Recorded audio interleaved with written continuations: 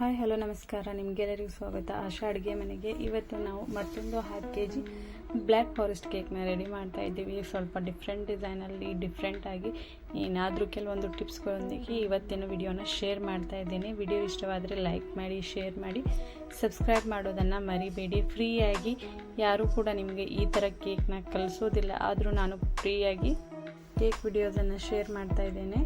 ಹಾಗಾದರೆ ಎಲ್ಲಕ್ಕಿಂತ ಮೊದಲಾಗಿ ನಾನು ಇಲ್ಲಿ ಡೀಪ್ ಫ್ರಿಜ್ನಿಂದ ಕ್ರೀಮ್ ಬಾಟಲ್ನ ಹೊರಗಡೆ ತೆಗೆದಿಟ್ಟಿದ್ದೇನೆ. ಅದರ ನಂತರ ನೋಡಿ ನಾನು 5 ಇಂಚ್ನ ಕೇಕ್ ಟಿನ್ನ ಯೂಸ್ ಮಾಡ್ತಾ ಇದ್ದೇನೆ. ಈ ಕೇಕ್ ಟಿನ್ಗೆ ನಾವು ಈ ರೀತಿಯಾಗಿ ಚೆನ್ನಾಗಿ ಆಯಿಲ್ನ ಅಪ್ಲೈ ಮಾಡೋಣ. ಆಯಿಲ್ನ ಅಪ್ಲೈ ಮಾಡಿದ ನಂತರ ಇದಕ್ಕೆ ನಾವು ಬಟರ್ ಪೇಪರ್ನ ಸೆಟ್ ಮಾಡೋಣ. ಬಟರ್ ಪೇಪರ್ನ ಸೆಟ್ ಮಾಡಲಿಕ್ಕೆ ಈ ರೀತಿಯಾಗಿ ಫೋಲ್ಡ್ ಮಾಡಿ ಇದನ್ನು ರೌಂಡ್ ಶೇಪಲ್ಲಿ ಈ ರೀತಿಯಾಗಿ ಕಟ್ ಮಾಡಿ ಪರ್ಫೆಕ್ಟಾಗಿ ಇದನ್ನು ಸೆಟ್ ಮಾಡೋದ್ರಿಂದ ಬಟರ್ ಪೇಪರ್ ಹಾಕೋದು ತುಂಬಾ ಈಸಿ ಆಗಿಬಿಡುತ್ತೆ. ಅದಕ್ಕೋಸ್ಕರ ಈ ಟ್ರಿಕ್ನ ಯೂಸ್ ಮಾಡಿ ಬಟರ್ ಪೇಪರ್ನ ನೀವು ಕಟ್ ಮಾಡ್ಬೋದು ಈಸಿಯಾಗಿ. ರೌಂಡ್ ಶೇಪಲ್ಲಿ ಇದು ಕೂಡ ಕಟ್ ಆಗುತ್ತೆ. ಅದರ ನಂತರ ನೋಡಿ ಇಲ್ಲಿ ಮೇಲ್ಗಡೆ ಸ್ವಲ್ಪನೇ ಆಯಿಲ್ ಅಪ್ಲೈ ಮಾಡ್ತಾ ಇದ್ದೀನಿ. ಬೇಕಾದರೆ ಹಚ್ಬೋದು, ಇಲ್ಲ ಅಂದರೂ ಕೂಡ ಸ್ಕಿಪ್ ಮಾಡ್ಬೋದು. ಇಲ್ಲಿ ನೋಡಿ ಎಲ್ಲಕ್ಕಿಂತ ಮೊದಲಾಗಿ ನಾನು ಪ್ರಿಮಿಕ್ಸ್ನ ಯೂಸ್ ಮಾಡ್ತಾ ಇದ್ದೀನಿ. ಚಾಕ್ಲೇಟ್ ಪ್ರಿಮಿಕ್ಸ್ನ ಯೂಸ್ ಮಾಡ್ತಾ ಇದ್ದೀನಿ. 1/2 kg ಕೇಕ್ಗೆ ನಾನು 175 ಗ್ರಾಮಷ್ಟು ಪ್ರಿಮಿಕ್ಸ್ನ ಯೂಸ್ ಮಾಡಿದ್ದೇನೆ. ಅದರ ನಂತರ ಇದಕ್ಕೆ ನಾವು 8 ಸ್ಪೂನಷ್ಟು ಆಯಿಲ್ ಹಾಕೋಣ.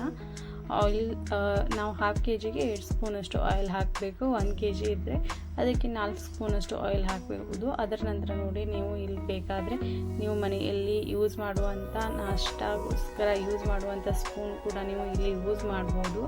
ಅದರ ನಂತರ ನೋಡಿ ಇದನ್ನು ಚೆನ್ನಾಗಿ ಒಂದು ಸರ್ತಿ ಮಿಕ್ಸ್ ಮಾಡಿದ್ದೆ. ಅದರ ನಂತರ ನೋಡಿ ಇದಕ್ಕೆ ಸ್ವಲ್ಪನೇ ನೀರು ಹಾಕಿ ಇದರ ಕನ್ಸಿಸ್ಟೆನ್ಸಿ ಥಿಕ್ಕಾಗಿ ಇನ್ನೂ ಇರಬಾರ್ದು, ತುಂಬ ತಿರುವು ಕೂಡ ಇರಬಾರ್ದು. ಈ ರೀತಿಯಾಗಿ ಇದರ ಕನ್ಸಿಸ್ಟೆನ್ಸಿ ರೆಡಿಯಾಗಿದೆ. ಅದರ ನಂತರ ನೋಡಿ ಇಲ್ಲಿ ನಾನು ಓವನ್ನ ಪ್ರೀ ಹೀಟ್ ಮಾಡಲಿಕ್ಕೆ 160 ಡಿಗ್ರಿಯಲ್ಲಿ ಇಟ್ಟಿದ್ದೇನೆ. ಅದರ ನಂತರ ಈ ರೆಡಿ ಮಾಡಿಟ್ಟಿರುವಂಥ ಬ್ಯಾಟರ್ನ ಈ ಕೇಕ್ ಟಿನ್ಗೆ ಎಲ್ಲವನ್ನು ಟ್ರಾನ್ಸ್ಫರ್ ಮಾಡಿ ಇದನ್ನು ಚೆನ್ನಾಗಿ ಸ್ಪ್ರೆಡ್ ಮಾಡ್ಕೊಳ್ಳೋಣ. ಇದನ್ನು ಚೆನ್ನಾಗಿ ಸ್ಪ್ರೆಡ್ ಮಾಡಿದ ನಂತರ 3 ರಿಂದ 4 ಸತಿ ನಾವು ನೆಲಕ್ಕೆ ಇದನ್ನು ಟ್ಯಾಪ್ ಮಾಡಬೇಕು. ಈ ರೀತಿ ಟ್ಯಾಪ್ ಮಾಡೋದ್ರಿಂದ ಒಂದೇ ಲೆವೆಲಲ್ಲಿ ಈ ಸ್ಪಾಂಜ್ ರೆಡಿ ಆಗುತ್ತೆ. ಅದರ ನಂತರ ನೋಡಿ ಇಲ್ಲಿ ಓವನ್ ಕೂಡ ಪ್ರೀ ಹೀಟ್ ಆಗಿದೆ. ಇದಕ್ಕೆ ನಾನು ಓವನ್ನಲ್ಲಿ ನಾನು ಇಲ್ಲಿ 160 ಡಿಗ್ರಿಯಲ್ಲಿ ನಾನು 20 ಮಿನಿಟ್ಸ್ಗೋಸ್ಕರ ಸೆಟ್ ಮಾಡಿ ಇದನ್ನು ಬೇಕ್ ಮಾಡಲಿಕ್ಕೆ ಇಟ್ಟಿದ್ದೇನೆ. ಅಲ್ಲಿವರೆಗೂ ನೋಡಿ ನಾವು ಇಲ್ಲಿ ಕ್ರೀಮ್ನ ರೆಡಿ ಮಾಡ್ಕೊಳ್ಳೋಣ. ಕ್ರೀಮ್ನ ರೆಡಿ ಮಾಡಲಿಕ್ಕೆ ನೋಡಿ ನಾನು ಇಲ್ಲಿ 175 ಗ್ರಾಮಷ್ಟು ಕ್ರೀಮ್ನ ತೆಗೆದುಕೊಂಡಿದ್ದೇನೆ. ಇಲ್ಲಿ ಸ್ವಲ್ಪನೇ ಥಿಕ್ಕಿತ್ತು, ಅದಕ್ಕೋಸ್ಕರ ನಾನು ಇಲ್ಲಿ ಈ ರೀತಿಯಾಗಿ ಸ್ಪ್ಯಾಕ್ಚುಲಾಯಿಂದ ಒಂದು ಸ್ವಲ್ಪನೇ ಇದನ್ನು ಮಿಕ್ಸ್ ಮಾಡಿದ್ದೇನೆ. ಸ್ವಲ್ಪನೇ ತಿಳುವು ಆಗಲಿಕ್ಕೋಸ್ಕರ ನಾನು ಈ ರೀತಿಯಾಗಿ ಮಾಡೋದ್ರಿಂದ ಕೂಡ ಸ್ವಲ್ಪ ಜಲ್ದಿ ಮೆಲ್ಟ್ ಆಗುತ್ತೆ. ಅದಕ್ಕೋಸ್ಕರ 1-2 ನಿಮಿಷ ಈ ರೀತಿ ಮಾಡಿ ಇಟ್ಟರೆ ತುಂಬಾ ಜಲ್ದಿ ಮೆಲ್ಟ್ ಕೂಡ ಆಗುತ್ತೆ. ಅದರ ನಂತರ ನೋಡಿ ನಾನು ಇಲ್ಲಿ ಹ್ಯಾಂಡ್ ಬೀಟರ್ನ ಯೂಸ್ ಮಾಡ್ತಾ ಇದ್ದೇನೆ. ಈ ರೀತಿಯಾಗಿ ಹ್ಯಾಂಡ್ ಬೀಟರ್ನ ಸೆಟ್ ಮಾಡಿ ಇದನ್ನು ಕ್ರೀಮ್ನ ಬೀಟ್ ಮಾಡಲಿಕ್ಕೆ ರೆಡಿ ಮಾಡಿದ್ದೇನೆ. ಈ ರೀತಿಯಾಗಿ ನಾವು ಮೇಲ್ಗಡೆ ಇರುವಂಥ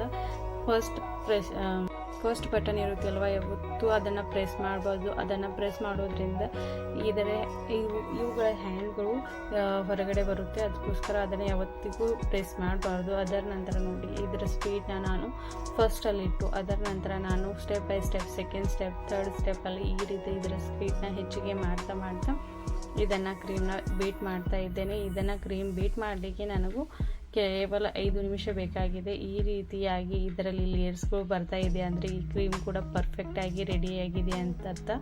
ಇದನ್ನು ಮಾಡಲಿಕ್ಕೆ ತುಂಬ ಸಮಯ ಕೂಡ ಹತ್ತೋದಿಲ್ಲ. ಕೇವಲ 5 ನಿಮಿಷದಲ್ಲಿ ಈ ಕ್ರೀಮ್ ಕೂಡ ರೆಡಿಯಾಗಿರುತ್ತೆ. ಕ್ರೀಮ್ನ ರೆಡಿಯಾಗಿದೆ ಇಲ್ವೋ ಅಂತ ಚೆಕ್ ಮಾಡಲಿಕ್ಕೆ ನೀವು ಒಂದು ಸರ್ತಿ ಸ್ಪ್ಯಾಕ್ಚುಲಾದಿಂದ ಕೂಡ ನೋಡ್ಬೋದು. ಇಲ್ಲ ಅಂದರೆ ನೋಡಿ ನಾನು ಇವಾಗ ಹ್ಯಾಂಡ್ಗಳನ್ನು ತೆಗೆದು ಇದನ್ನು ಕೂಡ ಕ್ಲೀನ್ ಮಾಡ್ಕೋತಾ ಇದ್ದೀನಿ. ಈ ರೀತಿಯಾಗಿ ಇದನ್ನು ಕ್ಲೀನ್ ಮಾಡ್ಕೊಂಡ ನಂತರ ನೀವು ಸ್ಪ್ಯಾಕ್ಚುಲಾಯಿಂದ ಒಂದು ಸರ್ತಿ ನೋಡ್ಬೋದು ಇದು ಪರ್ಫೆಕ್ಟಾಗಿ ಕ್ರೀಮ್ ರೆಡಿಯಾಗಿದೆ ಇಲ್ವೋ ಅಂತ. ಸ್ಪ್ಯಾಕ್ಚುಲಲ್ಲಿ ಈ ರೀತಿಯಾಗಿ ಕ್ರೀಮ್ನ ತೆಗೆದುಕೊಂಡು ಇದನ್ನು ಉಲ್ಟಾ ಮಾಡೋದ್ರಿಂದ ಕ್ರೀಮ್ ಯಾವತ್ತಿಗೂ ಕೆಳಗಡೆ ಬೀಳ್ತಾ ಇಲ್ಲ ಅಂದರೆ ಇದು ಪರ್ಫೆಕ್ಟಾಗಿ ರೆಡಿಯಾಗಿದೆ ಅಂತ. ಇಲ್ಲ ಅಂದರೆ ಈ ಬೌಲ್ನೇ ನೀವು ಈ ರೀತಿಯಾಗಿ ಟ್ರಾನ್ಸ್ಫರ್ ಮಾಡಿ ಉಲ್ಟಾ ಮಾಡೋದ್ರಿಂದ ಕೂಡ ಇದು ಕ್ರೀಮ್ ಬೀಳ್ತಾ ಇಲ್ಲ ಅಂದರೆ ಇದು ಪರ್ಫೆಕ್ಟಾಗಿ ರೆಡಿಯಾಗಿದೆ ಅಂತ ಅರ್ಥ. ಅದರ ನಂತರ ನೋಡಿ ನಾನು ಇಲ್ಲಿ ಶುಗರ್ ಸಿರಪ್ನ ರೆಡಿ ಮಾಡ್ಕೋತಾ ಇದ್ದೇನೆ. ಶುಗರ್ ಸಿರಪ್ನ ರೆಡಿ ಮಾಡ್ಕೊಳ್ಳಿಕ್ಕೆ ಇಲ್ಲಿ ನನಗೆ 1/2 ಕಪ್ಪಷ್ಟು ನೀರು, 4 ಸ್ಪೂನಷ್ಟು ನಾನು ಶುಗರ್ ಪೌಡರ್ನ ಹಾಕಿ ಇದನ್ನು ಚೆನ್ನಾಗಿ ಮಿಕ್ಸ್ ಮಾಡಿದ್ದೇನೆ. ಈ ರೀತಿಯಾಗಿ ಚೆನ್ನಾಗಿ ಮಿಕ್ಸ್ ಮಾಡೋದ್ರಿಂದ ಕೇವಲ 2 ನಿಮಿಷದಲ್ಲಿ ಈ ಶುಗರ್ ಸಿರಪ್ ಕೂಡ ರೆಡಿ ಆಗುತ್ತೆ. ಅದರ ನಂತರ ನೋಡಿ ಅಲ್ಲಿವರೆಗೂ ಇದು ಸ್ಪಾಂಜ್ ಕೂಡ ರೆಡಿ ಆಗಿತ್ತು. ಇದನ್ನು ನಾನು 15 to 20 ಮಿನಿಟ್ಸ್ಗೋಸ್ಕರ ಇದನ್ನು ನಾರ್ಮಲ್ ಟೆಂಪ್ರೇಚರ್ ಬರಲಿಕ್ಕೆ ಹೊರಗಡೆ ಇಟ್ಟಿದ್ದೆ. ಇದು ಕೂಡ ಸ್ವಲ್ಪ ಕೋಲ್ಡ್ ಆಗಿದೆ. ಅದರ ನಂತರ ನೋಡಿ ಇದರ ಬಟರ್ ಪೇಪರ್ನ ಈ ರೀತಿಯಾಗಿ ಈಸಿಯಾಗಿ ಇದನ್ನು ತೆಗೆದುಕೊಳ್ಬೋದು. ಈ ಬಟರ್ ಪೇಪರ್ನ ಈ ರೀತಿಯಾಗಿ ತೆಗೆದು ಇದನ್ನು ನಾವು ಕಟ್ ಮಾಡಬೇಕಾಗುತ್ತೆ. ಈ ಬಟರ್ ಪೇಪರ್ ತೆಗೆದ ನಂತರ ನಾವು ಇಲ್ಲಿ ಈ ಥರ 3 ಲೇಯರ್ಸ್ ಆಗಿ ಕಟ್ ಮಾಡೋಣ. ಇವಾಗ ನೋಡಿ ಸ್ವಲ್ಪನೇ ಇದು ತುಂಬಾ ಹತ್ಕೊಂಡಿತ್ತು ಬಟರ್ ಪೇಪರ್, ಅದಕ್ಕೋಸ್ಕರ ಒಂದು ಸ್ವಲ್ಪನೇ ಲೇಟ್ ಆಯಿತು ಇದನ್ನು ತೆಗಿಲಿಕ್ಕೆ. ಇಲ್ಲಾಂದರೆ ತುಂಬಾ ಈಸಿಯಾಗಿ ಬಟರ್ ಪೇಪರ್ ತೆಗಿಬೋದು. ಇಲ್ಲಿ ನೋಡಿ ಸ್ವಲ್ಪನೇ ನಾನು ಇದರ ಮೇಲಿನ ಲೇಯರ್ ಇರುತ್ತೆ ಅಲ್ವಾ, ಇದು ಸ್ವಲ್ಪನೇ ಥಿಕ್ಕಾಗಿರುತ್ತೆ ಓವನ್ನಲ್ಲಿ ಮಾಡೋದ್ರಿಂದ. ಇದರ ಫಸ್ಟ್ ಲೇಯರಲ್ಲಿ ತುಂಬ ತಿಳುವು ಲೇಯರ್ನ ಮೇಲಿನ ಲೇಯರ್ನ ಕಟ್ ಮಾಡಿ ತೆಗಿಬೇಕು. ಅದರ ನಂತರ ನೋಡಿ ಇದರ 3 ಲೇಯರ್ಸ್ ಆಗಿ ನಾನು ಇಲ್ಲಿ ಕಟ್ ಮಾಡ್ತಾ ಇದ್ದೇನೆ. ಇದು 1/2 kg ಕೇಕ್ ಆಗಿರೋದ್ರಿಂದ ಯಾವುದೇ ರೀತಿಯ ಥ್ರೆಡ್ ಯೂಸ್ ಮಾಡದೆ ನೀವು ಬಿಗ್ನರ್ಸ್ ಇದ್ರೂ ಕೂಡ ಈಸಿಯಾಗಿ ಇದರ 3 ಲೇಯರ್ಸ್ ಆಗಿ ಕಟ್ ಮಾಡ್ಬೋದು. ಈ ರೀತಿಯಾಗಿ ಇದರ 3 ಲೇಯರ್ಸ್ ಆಗಿ ನಾನು ಇದನ್ನು ಕಟ್ ಮಾಡಿದ್ದೇನೆ. ಮೀಡಿಯಮಲ್ಲಿರುವಂಥ ಲೇಯರ್ ನಾನು ಫಸ್ಟಕ್ಕೆ ಯೂಸ್ ಮಾಡಿ ಸೆಕೆಂಡ್ ನಾನು ಸ್ಟೆಪ್ ಬೈ ಸ್ಟೆಪ್ ಲೇಯರ್ಸ್ನ ಯೂಸ್ ಮಾಡ್ತಾ ಇರ್ತೀನಿ. ಅದರ ನಂತರ ನೋಡಿ ಇಲ್ಲಿ ಬೇಸ್ನ ಯೂಸ್ ಮಾಡಿ ಇದಕ್ಕೆ ಸ್ವಲ್ಪನೇ ಕ್ರೀಮ್ನ ಅಪ್ಲೈ ಮಾಡಿದ್ದೇನೆ. ಈ ರೀತಿಯಾಗಿ ಕ್ರೀಮ್ನ ಅಪ್ಲೈ ಮಾಡಿದ ನಂತರ ನಾನು ಸೆಂಟರಲ್ಲಿರುವ ಲೇಯರ್ನ ಇದರ ಮೇಲೆ ಇಟ್ಟು ಇದಕ್ಕೆ ನಾನು ಇವಾಗ ಶುಗರ್ ಸಿರಪ್ನ ಚೆನ್ನಾಗಿ ಎಲ್ಲ ಕಡೆನೂ ಅಪ್ಲೈ ಮಾಡಬೇಕು. ಈ ರೀತಿಯಾಗಿ ಚೆನ್ನಾಗಿ ಶುಗರ್ ಸಿರಪ್ನ ಅಪ್ಲೈ ಮಾಡಿದ ನಂತರ ನೋಡಿ ಇವಾಗ ಕ್ರೀಮ್ನ ಕೂಡ ಚೆನ್ನಾಗಿ ಅಪ್ಲೈ ಮಾಡಿ ಅದನ್ನು ಕೂಡ ಸ್ಪ್ರೆಡ್ ಮಾಡ್ಕೋಣ. ಇಲ್ಲಿ ಬ್ಲ್ಯಾಕ್ ಫಾರೆಸ್ಟ್ ಕೇಕ್ ಆಗಿರೋದ್ರಿಂದ ನೀವು ಇಲ್ಲಿ ಚೋಕೋ ಚಿಪ್ಸ್ ಕೂಡ ಯೂಸ್ ಮಾಡಬಹುದು. ಅದರ ನಂತರ ನೋಡಿ ಇದೇ ರೀತಿಯಾಗಿ ಸೇಮ್ ಪ್ರೊಸೆಸ್ಸಲ್ಲಿ ಸೆಕೆಂಡ್ ಲೇಯರ್ ಕೂಡ ಇಟ್ಟು ಇದಕ್ಕೂ ಕೂಡ ನಾವು ಶುಗರ್ ಸಿರಪ್ನ ಅಪ್ಲೈ ಮಾಡಿ ಇದೇ ಸೇಮ್ ಪ್ರೊಸೆಸ್ಸಲ್ಲಿ ಕ್ರೀಮ್ನ ಕೂಡ ಅಪ್ಲೈ ಮಾಡಿ ಈ ರೀತಿಯಾಗಿ ಚೆನ್ನಾಗಿ ಸ್ಪ್ರೆಡ್ ಮಾಡ್ಕೋಬೇಕು. ಸೈಡ್ನಿಂದ ಕೂಡ ಇದೇ ರೀತಿಯಾಗಿ ಕವರ್ ಮಾಡ್ಕೋಬೇಕು. ಅದರ ನಂತರ ನೋಡಿ ಇದೇ ರೀತಿಯಾಗಿ ನಾನು 3rd ಲೇಯರ್ ಕೂಡ ಇಟ್ಟು ಅದಕ್ಕೂ ಕೂಡ ಶುಗರ್ ಸಿರಪ್ನ ಅಪ್ಲೈ ಮಾಡಿದ್ದೇನೆ. ಶುಗರ್ ಸಿರಪ್ನ ಅಪ್ಲೈ ಮಾಡಿದ ನಂತರ ಸ್ವಲ್ಪನೇ ಕ್ರೀಮ್ನ ಅಪ್ಲೈ ಮಾಡಿ ಇದರ ಕ್ರಮ್ ಕೋಟಿಂಗ್ನ ಮಾಡ್ಕೋತಾ ಇದ್ದೇನೆ. ಇದನ್ನು ಕ್ರಮ್ ಕೋಟಿಂಗ್ ಮಾಡೋದು ತುಂಬಾ ಈಸಿ. ಸ್ವಲ್ಪನೇ ಕ್ರೀಮ್ನ ಅಪ್ಲೈ ಮಾಡಿ ಈ ರೀತಿಯಾಗಿ ಸ್ಪ್ರೆಡ್ ಮಾಡ್ಕೊಂಡು ಎಲ್ಲ ಕಡೆ ಕವರ್ ಮಾಡೋದ್ರಿಂದ ಇದು ಕ್ರಮ್ ಕೋಟಿಂಗ್ ಆಗುತ್ತೆ. ಈ ರೀತಿಯಾಗಿ ಕ್ರಮ್ ಕೋಟಿಂಗ್ ಆಗೋದ್ರಿಂದ ಇದರ ಯಾವುದೇ ಕಣಗಳು ಮೇಲಕ್ಕೆ ಬರೋದಿಲ್ಲ. ಫಿನಿಶಿಂಗ್ ಮಾಡಲಿಕ್ಕೂ ಕೂಡ ತುಂಬ ಈಸಿಯಾಗಿರುತ್ತೆ. ನೀವು ಬಿಗ್ನರ್ಸ್ದಿಂದ ಸ್ವಲ್ಪನೇ ಚೆನ್ನಾಗಿ ಕ್ರೀಮ್ನ ಅಪ್ಲೈ ಮಾಡೋದು ಕಲ್ತಿದ್ರೆ ಈ ರೀತಿಯಾಗಿ ನೀವು ಡೈರೆಕ್ಟಾಗಿ ಕ್ರೀಮ್ನ ಇದರ ಮೇಲ್ಗಡೆ ಹಾಕಿ ಈ ರೀತಿಯಾಗಿ ಕೂಡ ನೀವು ತುಂಬಾ ಕಡಿಮೆ ಸಮಯದಲ್ಲಿ ಕ್ರೀಮ್ನ ಅಪ್ಲೈ ಮಾಡಬಹುದು. ಈ ರೀತಿಯಾಗಿ ಕೂಡ ನೀವು ಬಿಗ್ನರ್ಸ್ದಿಂದ ಸ್ವಲ್ಪ ಪ್ರೊಫೆಷ್ನಲ್ ಲೆವೆಲ್ಗೆ ಬಂದರೆ ಈ ರೀತಿಯಾಗಿ ಕ್ರೀಮ್ನ ಅಪ್ಲೈ ಮಾಡಿ ತುಂಬಾ ಈಸಿ ಕೂಡ ಆಗಿರುತ್ತೆ. ಅದು ಸ್ವಲ್ಪನೇ ಕಡಿಮೆ ಸಮಯ ಕೂಡ ತೆಗೆದುಕೊಳ್ಳುತ್ತೆ. ಇದನ್ನು ಫಿನಿಶಿಂಗ್ ಮಾಡೋದು ಸ್ವಲ್ಪನೇ ಟಫ್ ಇರುತ್ತೆ. ಅದಕ್ಕೋಸ್ಕರ ಈ ರೀತಿಯಾಗಿ ಮಾಡೋದಕ್ಕಿಂತ ನೀವು ಪೈಪಿಂಗ್ ಬ್ಯಾಗಲ್ಲಿ ಮಾಡೋದು ತುಂಬಾ ಈಸಿಯಾಗಿರುತ್ತೆ ನೀವು ಬಿಗ್ನರ್ಸ್ ಇದ್ದರೆ. ಇಲ್ಲ ಅಂದರೆ ನಿಮಗೆ ಪ್ರಾಕ್ಟೀಸ್ ಆಗಿದ್ದರೆ ಈ ರೀತಿಯಾಗಿ ಡೈರೆಕ್ಟಾಗಿ ಕೂಡ ನೀವು ಇಲ್ಲಿ ಕ್ರೀಮ್ನ ಅಪ್ಲೈ ಮಾಡ್ಬೋದು. ಅದರ ನಂತರ ನೋಡಿ ಈ ರೀತಿಯಾಗಿ ಕ್ರೀಮ್ನ ಅಪ್ಲೈ ಮಾಡಿದ ನಂತರ ಇದನ್ನು ಫಿನಿಶಿಂಗ್ ಕೂಡ ಮಾಡಿದ್ದೇನೆ. ಅದರ ನಂತರ ನೋಡಿ ನಾನು ಲೈನಿಂಗ್ ಸ್ಕ್ರ್ಯಾಪರ್ನ ಯೂಸ್ ಮಾಡಿ ಇದಕ್ಕೂ ಕೂಡ ನಾನು ಈ ರೀತಿಯಾಗಿ ಲೈನಿಂಗ್ನ ಮಾಡಿ ಅದರ ನಂತರ ಮೆಲ್ಟ್ ಮಾಡಿರುವ ಡಾರ್ಕ್ ಚಾಕ್ಲೇಟ್ನ ಇದರ ಮೇಲೆ ಚೆನ್ನಾಗಿ ಸ್ಪ್ರೆಡ್ ಮಾಡಿದ್ದೇನೆ. ಅದರ ನಂತರ ಸೈಡ್ನಿಂದ ಕೂಡ ನಾನು ಡ್ರಿಪ್ಪಿಂಗ್ ಕೂಡ ಮಾಡಿದ್ದೇನೆ.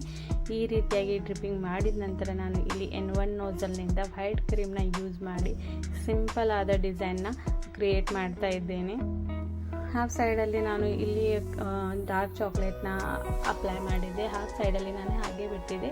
ಅದೇ ಹಾಫ್ ಸೈಡಲ್ಲಿ ನಾನು ಈ ರೀತಿಯಾಗಿ N1 ನೋಸಲ್ನಿಂದ ರೋಸಸ್ನ ರೆಡಿ ಮಾಡಿ ಈ ರೀತಿಯಾಗಿ ಸಿಂಪಲ್ ಡಿಸೈನ್ನ ಕ್ರಿಯೇಟ್ ಮಾಡಿದ್ದೇನೆ. ಅದರ ನಂತರ ನೋಡಿ ಈ ರೀತಿಯಾಗಿ ಸ್ಟಾರ್ ನೋಸಲ್ನ ಯೂಸ್ ಮಾಡಿ ನಾನು ಬಾರ್ಡರ್ ಲೈನ್ನ ಕ್ರಿಯೇಟ್ ಮಾಡಿದ್ದೇನೆ. ಎಷ್ಟು ಈಸಿಯಾಗಿ ಇದು ಕೂಡ ರೆಡಿಯಾಗಿದೆ ಅನ್ನೋದನ್ನು ನೋಡ್ಬೋದು. ನಿಮಗೆ ಇದೇ ರೀತಿಯಾಗಿ ಯಾರೂ ಕೂಡ ಫ್ರೀಯಾಗಿ ಕೇಕ್ ಕ್ಲಾಸ್ನ ತೆಗೆದುಕೊಳ್ಳೋದಿಲ್ಲ.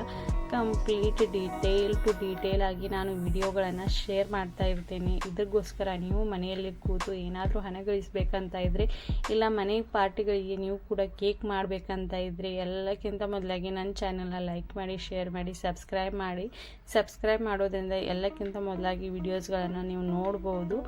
ಇದೇ ರೀತಿಯಾಗಿ ಫ್ರೀ ಕೇಕ್ಗಳನ್ನು ಕಲಿಬೇಕಂತ ಇದ್ದೆ ಎಲ್ಲಕ್ಕಿಂತ ಮೊದಲಾಗಿ ಸಬ್ಸ್ಕ್ರೈಬ್ ಮಾಡಿ. ಇಲ್ಲಿ ನೋಡಿ ಅದರ ನಂತರ ನಾನು ಇಲ್ಲಿ ಡೆಕೋರೇಟ್ ಮಾಡಲಿಕ್ಕೆ ಇಲ್ಲಿ ಸಿಲ್ವರ್ ಬಾಲ್ಸ್ ಕೂಡ ಯೂಸ್ ಮಾಡಿದ್ದೇನೆ. ಈ ರೀತಿಯಾಗಿ ಸಿಲ್ವರ್ ಬಾಲ್ಸ್ಗಳನ್ನು ಇದರ ಮೇಲೆ ಹಾಕಿ ಈ ರೀತಿಯಾಗಿ ಸಿಂಪಲ್ ಆದ ಡಿಸೈನ್ನ ಕ್ರಿಯೇಟ್ ಮಾಡಿದ್ದೇನೆ. ಈ ರೀತಿಯಾಗಿ ಈಸಿಯಾಗಿ ಬ್ಲ್ಯಾಕ್ ಫಾರೆಸ್ಟ್ ಕೇಕ್ ಕೂಡ ಇಲ್ಲಿ ರೆಡಿ ಆಗಿದೆ. ಆರ್ಡರ್ ಕೂಡ ಕಂಪ್ಲೀಟ್ ಆಗಿದೆ. ಇದೇ ರೀತಿಯಾದ ಹೊಸ ಕೇಕ್ಗಳಿಗೋಸ್ಕರ, ಹೊಸ ರೆಸಿಪಿಗಳಿಗೋಸ್ಕರ ನನ್ನ ಚಾನಲ್ನ ಲೈಕ್ ಮಾಡಿ, ಶೇರ್ ಮಾಡಿ, ಸಬ್ಸ್ಕ್ರೈಬ್ ಮಾಡೋದನ್ನು ಮರಿಬೇಡಿ. Thanks for watching this video.